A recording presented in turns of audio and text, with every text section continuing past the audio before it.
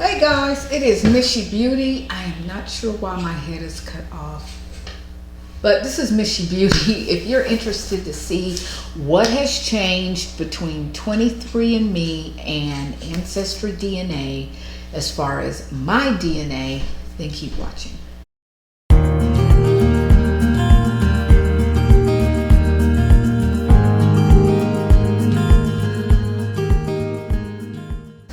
Alright guys, I'm not sure what's happening with my, keeps cutting my head off. But anyway guys, let's go ahead and get started. So, the last time I did an Ancestry DNA, my numbers were a little different.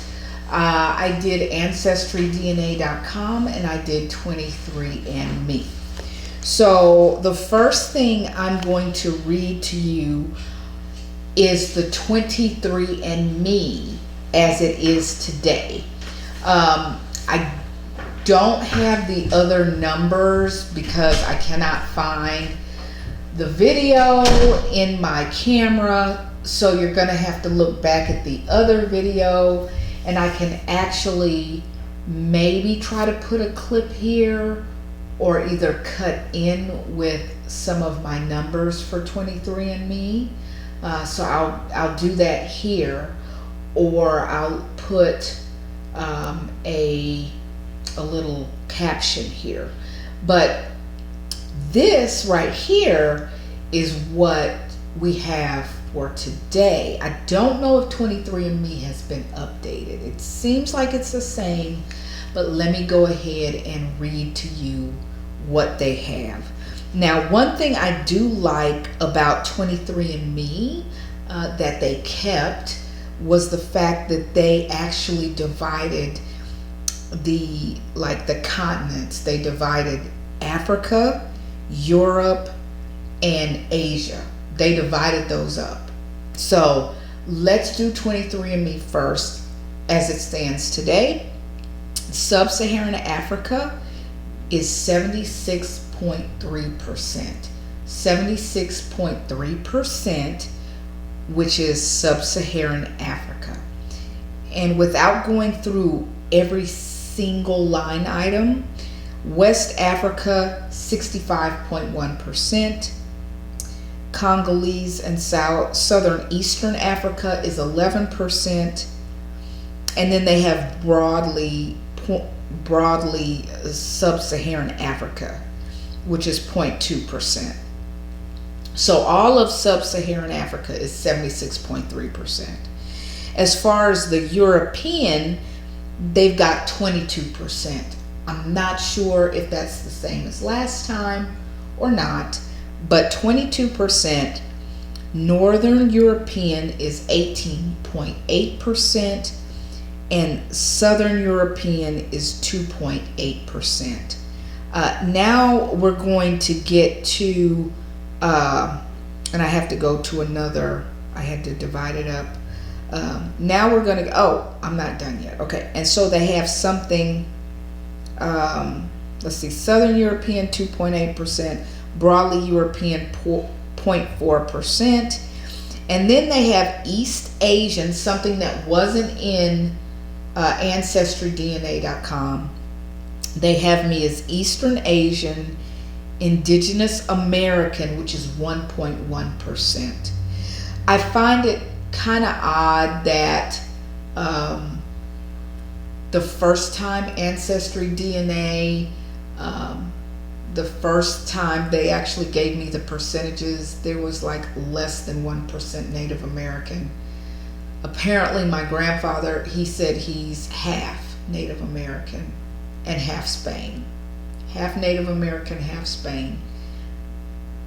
Somehow I only got less than 1% with AncestryDNA.com.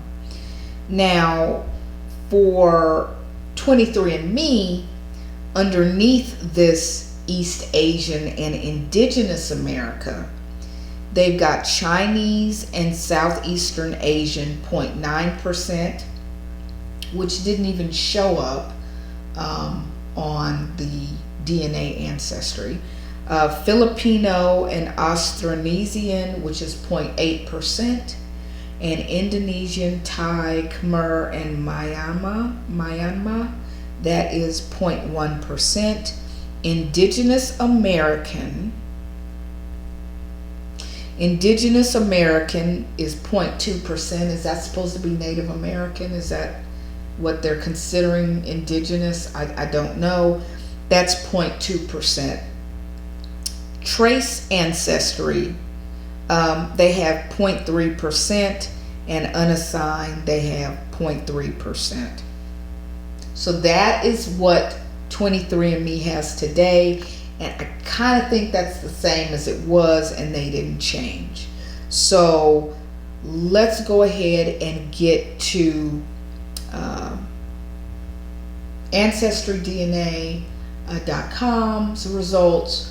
They definitely, now with Ancestry DNA, I've had two updates, might have had 3 and missed one, I don't know, but I had 2 updates, and I just find it kind of strange. I'll tell you why.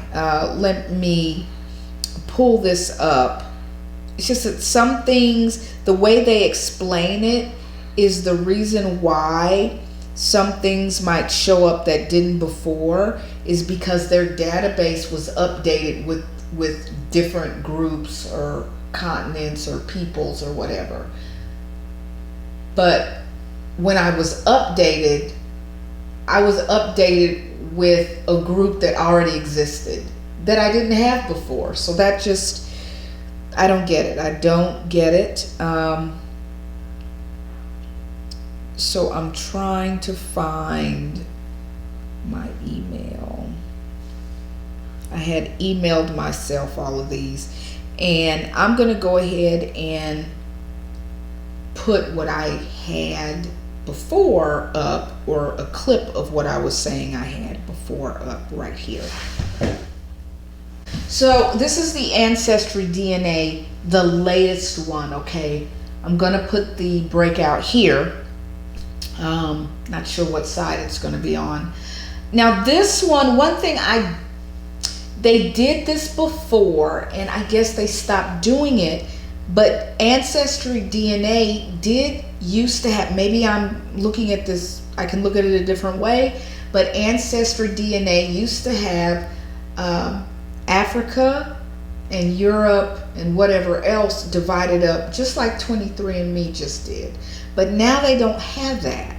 They have every line item, and maybe I can look at this differently, I don't know, but they have every line item, as you can see here, listed. So I had to add it up myself, and so all the African tribes or African areas added up to 81% versus the sub-Saharan Africa, which was, I think it was 70-something% that I just talked about with 23andMe. So that's a difference. So I'm at 81% added all up for Africa, and Europe added all up was 19%, which equals the 100%. So I'm going to read to you the line items. You can see it here. Cameroon and Congo Western Bantu is 36. Nigeria is 19. Ivory Coast and Ghana was 10. And that fluctuated between the second time they updated and the third time. I don't know why. Mali is 8%. Wales is 7%. Scotland is 4%. And I'm not sure where Ireland went. It used to be on here. It's not anymore. But Scotland and I don't know. Ireland is close. Scotland is 4%. Spain is 3%, which makes sense. Spain is 3% because my grandfather claimed he was half Basque, which is Spain. On the Basque people live on the border of Spain and France. So I have Spain 3%, France 3%, which might be the Basque, which Spain and France, Benin and Togo 3%, Southern Bantu peoples 2%, Senegal 2%, England and Northwestern Europe, 1%. Ethiopia, which wasn't there before, Ethiopia and Eritrea is 1%. Norway is 1%. Really? I'm confused. So, guys, that's the breakout for Ancestry DNA. I don't know. I can see if I can put them side by side here somewhere. But that is the way it stands now. Judge for yourself. How they're doing this, I don't know. I was told that with AncestryDNA.com, it could be that they update based on the ever-changing number of growing types of peoples and areas and everything that come in to their database, and it all has to do with collecting that information from the types of people that take the test. Okay, so that probably didn't make any sense to you. I don't know, but that's kind of like what I was told. And you can also read on their website what the updates mean, how it comes about. But some of that makes sense to me, like the Spain, and of course the African does. The different tribes jumping up in one number and getting smaller in another, and then jumping back up in another African tribe, and the updates come through. It's like, it's the same tribe, but now I have more of it. I'm confused. It's the same continent, but now I don't know. I have more of it. I don't get it. Or I have less of it. Either way, I don't understand. As far as the Native American thing, I don't know what's going on there. I know that there's Choctaw. I wouldn't know what the percentage is. I mean, my grandfather was half, so they explained to me that it gets watered down. Of course, my father, he was mixed, but he married an African American woman, so that got watered down. I don't know. There was a lot of mixture going on. My grandfather married an African American woman, and then my father married an African American woman. And then there's me and my sister. So yeah, it's just different. It's interesting to me, but you guys, let me know if you've ever taken these types of tests. Is there another one I could possibly take? I was thinking about paying for the health part of 23andMe.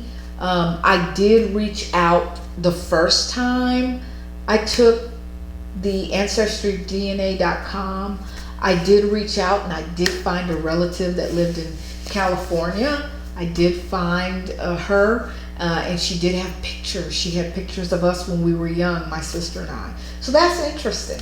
But yeah, I'd like to do more tests and maybe use the different tests and come up with something and figure it out. I'm more interested in the heritage part of it than the family tree part of it. And some people are more interested in the family tree part of it and finding relatives than what makes them who they are, like, you know, the heritage and all that. But yeah, guys, let me know your thoughts. Let me know, share what you guys found out if you've taken it, and we will see you in the next video.